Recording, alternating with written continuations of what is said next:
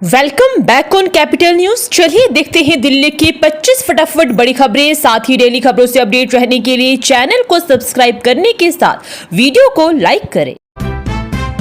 दिल्ली में AAY card धारकों को अब 15 महीने तक मिलेगी मुफ्त पैक्ड चीनी। खुली चीनी में आ रही थी धूल मिट्टी। दिल्ली कैबिनेट ने अंत्योदय अन्न योजना कार्ड धारकों को 15 महीने तक मुफ्त पैक्ड चीनी देने का फैसला किया है। जनवरी 2026 से मार्च 2027 तक दिल्ली के 65,883 AAY परिवारों को हर महीने 1 किलो चीनी मिलेगी। यह निर्णय स्वच्छता, सही तौल और सुरक्षित भंडारण सुनिश्चित करने के लिए लिया गया है, क्योंकि पहले खुली चीनी में धूल मिट्टी और कम तौल की समस्या थी। दिल्ली में स्कूल से बाहर रह गए बच्चों की पहचान के लिए शीतकालीन सर्वे शुरू। 15 जनवरी तक घर घर जाएगी टीमें। शिक्षा निदेशालय ने दिल्ली में स्कूल से बाहर बच्चों की पहचान और उन्हें औपचारिक शिक्षा से जोड़ने के लिए शीतकालीन सर्वे शुरू किया है। यह अभियान 15 फरवरी तक चलेगा, जिसमें टीमें घर घर जाकर बच्चों को चिन्हित करेगी। इसका उद्देश्य सार्वभौमिक शिक्षा सुनिश्चित करना और प्रवेश प्रक्रिया को सरल बनाना है। 31 जनवरी तक चिन्हित बच्चों का दाखिला कराया जाएगा, ताकि कि कोई भी बच्चा शिक्षा से वंचित ना रहे। दिल्ली में दुकानों के बाहर अवैध ठेले दिखने पर निगम की कार्रवाई। ठेके मालिक नहीं कट रहे इनके चालान। यमुना नदी के किनारे दुकानों के बाहर अवैध रूप से ठेले लगाने वाले स्ट्रीट वेंडर्स की समस्या लगातार गंभीर होती जा रही है। इन वेंडर्स को काम करने देने के बदले में बड़ी रकम वसूली जा रही है और यह पैसा सरकारी अधिकारियों तक पहुंच रहा है। नगर निगम ने इस पर कार्रवाई शुरू कर दी है। निगम ने शकूरपुर वार्ड में अतिक्रमण के लिए 25 दुकानदारों को कोर्ट चालान जारी किए हैं। ये वे दुकानदार हैं जिनकी दुकानों के बाहर निगम को फल, सब्जियां और दूसरा सामान बेचते हुए वेंडर्स मिले। निगम ने कार्रवाई करने से पहले वीडियोग्राफी करवाई। यह पहली बार है जब निगम इस तरह की कार्रवाई कर रहा है। बायोडायवर्सिटी पार्क से दमदमा झील तक अनोखी है हिमालय से पुरानी अरावली की कहानी। यह लेक अरावली पर्वत श्रृंखला को NCR की जीवन दायिनी बताता है, जो शुद्ध हवा और पानी प्रदान करती है।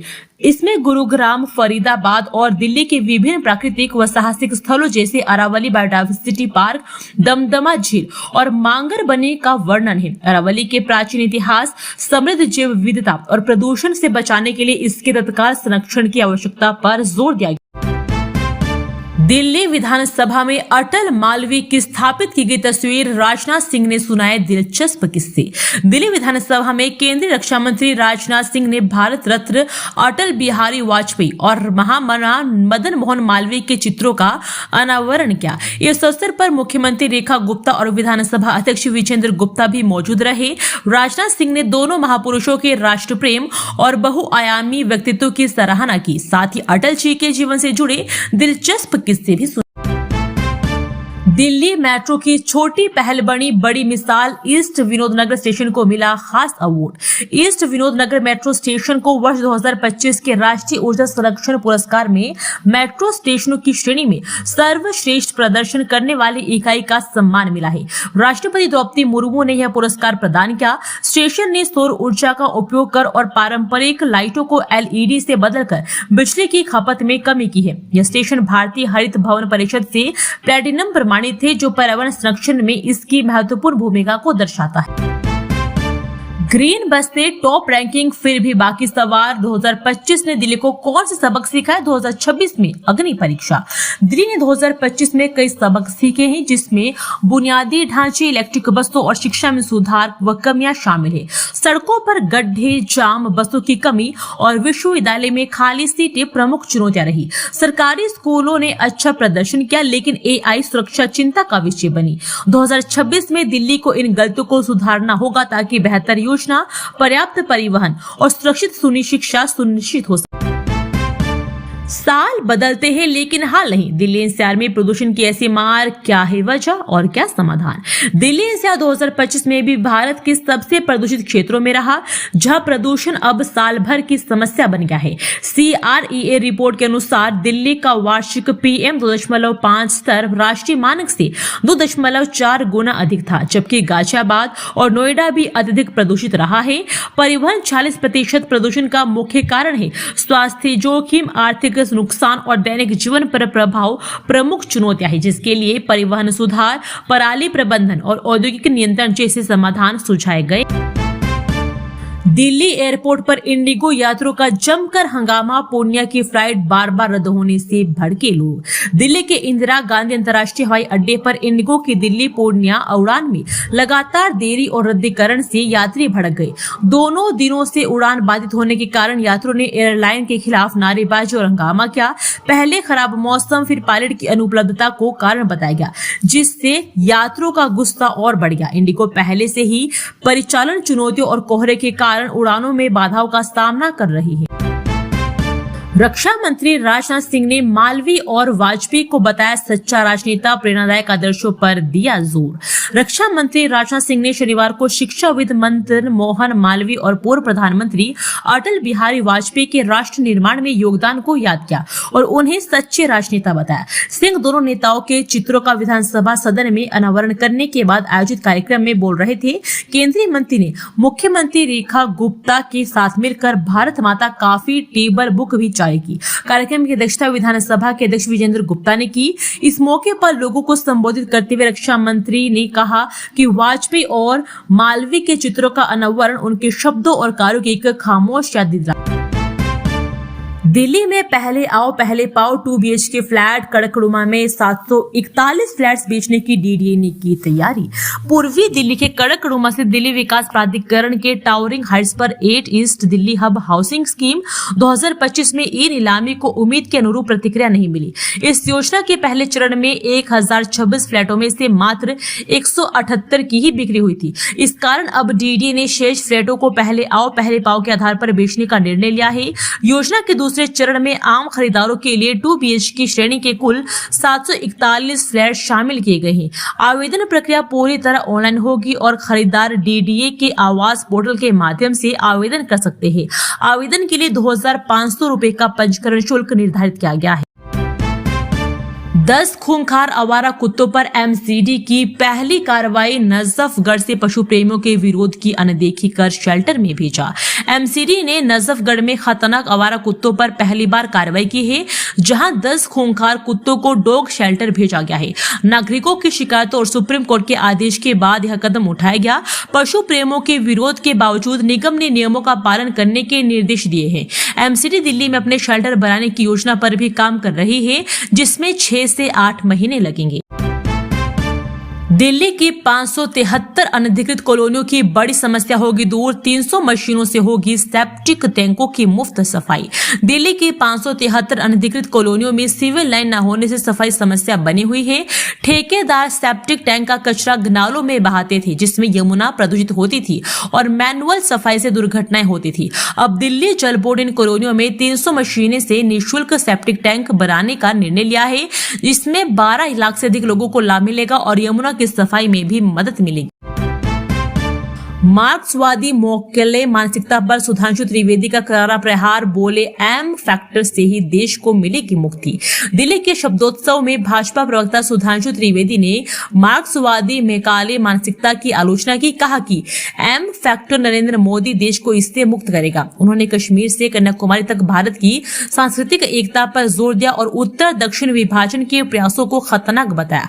माघवी लता ने सनातन धर्म की महत्ता समझाई, जबकि कंचन गुप्ता ने बंगाल में जनसंख्या परिवर्तन पर चिंता व्यक्त की। इस दौरान 10 पुस्तकों का विमोचन भी हुआ। एम्स दिल्ली का बड़ा बदलाव। अब बिना रेफरल आपको हो सकती है परेशानी। सामान्य मरीजों को मिलेगा सिर्फ इंतजार। अगर आप बिना रेफरल और पूर्व अपॉइंटमेंट के एम्स इलाज के लिए जा रहे हैं और आपकी बीमारी गंभीर नहीं है, तो आपको परेशानी हो सकती है, क्योंकि एम्स दिल्ली ने अब रेफरल मरीजों को ही इलाज और भर्ती में प्राथमिकता देना शुरू कर दिया है। 9 वर्ष इस पर गंभीरता से कार्य शुरू हो गया है। दरअसल अखिल भारतीय आयुर्विज्ञान संस्थान दिल्ली देश का प्रतिष्ठित सुपर स्पेशलिटी और टर्शरी केयर अस्पताल है। यहाँ का मुख्य उद्देश्य जटिल, गंभीर और रेफरल मामलों या अन्य अस्पतालों में जहां विषयता या संसाधन उपलब्ध ना हो, वहां के मरीजों का उपचार करना है। सड़क हादसे में हो गया था 70% दिव्यांग, पीड़ित युवक को मिला 51 लाख रुपए का मुआवजा। मोटर दुर्घटना दावा अधिकरण ने एक सड़क हादसे में 70% स्थायी दिव्यांगता का शिकार हुए युवक अरशद अली को 51.49 लाख रुपए से अधिक का मुआवजा देने का आदेश दिया है। 2023 में हुए इस हादसे में एक तेज रफ्तार ट्रक ने उन्हें टक्कर मार दी थी, जिससे उनका बायां पैर पूरी तरह क्षतिग्रस्त हो गया था। अदालत ने ट्रक चालक की लापरवाही को जिम्मेदार ठहराते हुए ओरिएंटल इंश्योरेंस कंपनी को मुआवजा राशि जमा कराने का निर्देश दिया है, जिसमें कृत्रिम पैर की लागत भी शामिल है। प्रॉपर्टी के कमीशन के विवाद में दोस्त की कर दी हत्या, लाइसेंसी पिस्टल से गोली मारकर आरोपी ने किया सरेंडर। घोगा गांव में संपत्ति के कमीशन विवाद को लेकर दिनेश कुमार ने अपने दोस्त धर्मपाल की लाइसेंसी पिस्टल से गोली मारकर हत्या कर दी। आरोपी ने अपने साथी भूप सिंह के साथ नरेला थाने में आत्मसमर्पण कर दिया। पुलिस ने शव बरामद कर दोनों आरोपियों को गिरफ्तार कर लिया है। मृतक के परिवार और ग्रामीणों ने न्याय की मांग को लेकर सड़क जाम पर विरोध प्रदर्शन किया। पुलिस आगे की कार्रवाई शुरू कर रही है। प्रॉपर्टी डीलर से 3 करोड़ की रंगदारी, पुलिस ने दिल्ली से हरियाणा तक की छापेमारी। रोहिणी सेक्टर 24 स्थित पॉकेट 14 स्थित सोसाइटी के अंदर घुसकर प्रॉपर्टी व्यवसायी के फ्लैट के पास ताबड़तोड़ करीब 2 दर्जन से अधिक फायरिंग मामले में पुलिस 10 से अधिक संदिग्धों से पूछताछ कर रही है। वहीं पीड़ित को पुलिस सुरक्षा भी मुहैया करवाई गई है। बदमाशों का पता लगाने के लिए दर्जन भर टीमें भी गठित कर दी गई है, जो दिल्ली से हरियाणा तक लगातार छापेमारी कर रही है। वहीं पुलिस को सीसीटीवी फुटेज के आधार पर भी जांच कर रही है। पुलिस अधिकारी का दावा है कि जल्द ही बदमाश को गिरफ्तार कर लेगी। रोहिणी जिला के एक वरिष्ठ पुलिस अधिकारी ने बताया कि बदमाश जिस बाइक से आए थे वे फर्जी नंबर प्लेट लगाकर आए थे। सभी नकाबपोश थे। वहीं 10 संदिग्धों से पूछताछ की जा रही है। बताया जा रहा है कि बदमाशों ने पहले सोसाइटी की रेकी की, फिर फायरिंग की वारदात को अंजाम देकर फरार हो गए। अगले 6 महीने में चलेगी 8 वंदे भारत स्लीपर, दिसंबर तक 12 ट्रेनें चलाने का लक्ष्य, रेल मंत्री का बड़ा ऐलान। देश की पहली वंदे भारत स्लीपर ट्रेन नई दिल्ली पहुंची, जिसका परिचालन जल्द ही गुवाहाटी से कोलकाता के बीच होगा। रेल मंत्री अश्विनी वैष्णव ने निरीक्षण कर बताया कि अगले 6 माह में 8 और वंदे भारत स्लीपर ट्रेनें शुरू होगी। यह ट्रेन 180 किलोमीटर प्रति घंटा की गति से चलेगी और इसमें कवच सुरक्षा प्रणाली, फायर सेफ्टी व AI कैमरे जैसे आधुनिक सुविधाएं हैं। इसका किराया हवाई यात्रा से काफी कम होगा। IRCTC घोटाला मामला, आरोप तय होने को चुनौती देने वाली हाईकोर्ट दिल्ली पहुंचे लालू यादव। पूर्व रेल मंत्री और राष्ट्रीय जनता दल के अध्यक्ष लालू प्रसाद यादव ने IRCTC घोटाले मामले में उनके खिलाफ आरोप तय किए जाने के आदेश को चुनौती देते हुए दिल्ली हाईकोर्ट का रुख किया है। उनकी याचिका पर सोमवार को न्यायमूर्ति स्वर्ण कांता शर्मा की पीठ सुनवाई होगी। लालू प्रसाद यादव ने याचिका राउज एवेन्यू स्थित विशेष CBI अदालत के उस आदेश के खिलाफ दायर की है, जिसमें अक्टूबर 2025 में के खिलाफ भ्रष्टाचार और आपराधिक साजिश के आरोप तय किए गए थे। इस मामले में उनकी पत्नी एवं पूर्व मुख्यमंत्री राबड़ी देवी व पुत्र तेजस्वी यादव को भी आरोपित बनाया गया है। अदालत ने इन पर आपराधिक साजिश और धोखाधड़ी समेत अन्य धाराओं के आरोप तय किए हैं। अंतर्राज्यीय हथियार सिंडिकेट का सदस्य गिरफ्तार, दिल्ली एनसीआर में करता था सप्लाई, क्राइम ब्रांच ने दबोचा। दिल्ली पुलिस की क्राइम ब्रांच ने अवैध हथियार आपूर्ति करने वाले एक अंतर्राज्यीय सिंडिकेट के सक्रिय सदस्य अंकित उर्फ मुन्ना को गिरफ्तार किया है। उसके कब्जे से स्टार व बेरेटा 2 अत्याधुनिक पिस्टल व 6 कारतूस बरामद किए गए हैं। उक्त हथियार और कारतूस कुछ बदमाशों को आपूर्ति की जानी थी, लेकिन उससे पहले मुखबिर से मिली गोपनीय जानकारी के बाद उसे दबोच लिया गया। उसके खिलाफ हत्या व आर्म्स एक्ट के पहले के 6 मामले दर्ज है। डीसीपी आदित्य गौतम के मुताबिक अंकित गाजियाबाद उत्तर प्रदेश का रहने वाला है। पूछताछ में उसने बताया है कि गांव में जमीन को लेकर चल रही पारिवारिक दुश्मनी के कारण उसके 2 बड़े भाइयों ने उसके चाचा की हत्या कर दी थी, जिसके बाद वे आपराधिक गतिविधियों में शामिल हो गया। दिल्ली के सरकारी अस्पतालों में रिटायर्ड पैरामेडिकल स्टाफ की नियुक्ति का विरोध, कहा युवाओं के रोजगार पर संकट। दिल्ली के सरकारी अस्पतालों में सेवानिवृत्त पैरामेडिकल कर्मियों को दोबारा काम पर रखने के सरकार के फैसले पर पैरामेडिकल कर्मचारी यूनियन विरोध कर रही है। यूनियन का आरोप है कि यह कदम नई भर्तियों से बचने और हजारों योग्य युवाओं के रोजगार के अवसरों को प्रभावित करने वाला है। नेशनल पैरामेडिकल हेल्थ एसोसिएशन ने नियमित और स्थायी भर्ती की मांग की है, ताकि खाली पदों को भरा जा सके और युवाओं को अवसर मिले। धीमी गति के चलते सबसे आखिर में खत्म होगी दिल्ली की गाजीपुर लैंडफिल साइट, क्या है नई डेडलाइन। दिल्ली में गाजीपुर कूड़े के पहाड़ को खत्म करने का कार्य पूर्व में सबसे तेज चल रहा था, लेकिन अब स्थिति यह है कि यहाँ पर सबसे कम धीमी गति से कार्य हो रहा है। यही वजह है कि सबसे पहले ओखला और फिर भलसवा लैंडफिल साइट खत्म होगी। अब सबसे आखिर में इस लैंडफिल साइट को वर्ष 2027 के दिसंबर तक खत्म किया जाना है। इसकी धीमी गति की वजह से पहले यहाँ लैंडफिल साइट के निस्तारण में लगी कंपनी में आपसी विवाद था, जबकि अब यहाँ पर लगा कूड़े से बिजली बनाने का संयंत्र का क्षमता से काम न करना है। एमसीडी द्वारा एनजीटी में दिए गए हलफनामे का यह मामला उजागर हुआ है। जेएनयू में विंटर सेमेस्टर 2026 के लिए रजिस्ट्रेशन की डेडलाइन जारी, इस तारीख तक नहीं लगेगी कोई लेट फीस। जेएनयू में विंटर सेमेस्टर 2026 के लिए पंजीकरण 12 जनवरी से शुरू होगा। यह प्रक्रिया पूरी तरह से फिजिकल मोड में होगी। छात्रों को 12 जनवरी 2025 तक बिना विलंब शुल्क के पंजीकरण कराना होगा, जबकि 17 जनवरी के बाद विलंब शुल्क लगेगा। कोर्स जोड़ने हटाने की अंतिम तिथि 30 जनवरी है। पंजीकरण के समय ट्यूशन, हॉस्टल और मेस सहित कई सभी बकाया फीस जमा करनी होगी। 2021 से 22 के बाद के छात्रों के लिए एबीसी एपीएआर आईडी अनिवार्य है। गिग वर्कर्स को लेकर मोदी सरकार के फैसले पर राघव चड्ढा हुए गदगद, कहा यह पहचान और सुरक्षा की शुरुआत। आम आदमी पार्टी के सांसद राघव चड्ढा ने गिग वर्कर्स और डिलीवरी पार्टनर्स के लिए जारी ड्राफ्ट सोशल सिक्योरिटी नियमों की सराहना की है।